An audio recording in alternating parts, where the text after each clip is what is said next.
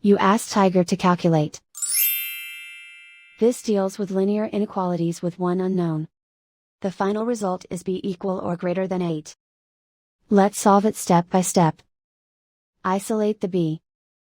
Divide both sides by 2.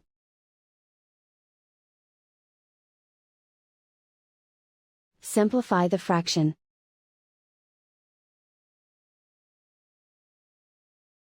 Find the greatest common factor of the numerator and denominator.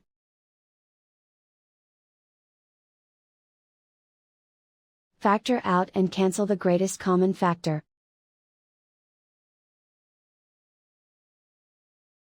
Plot the solution on a coordinate grid. And so the final result is b equal or greater than 8.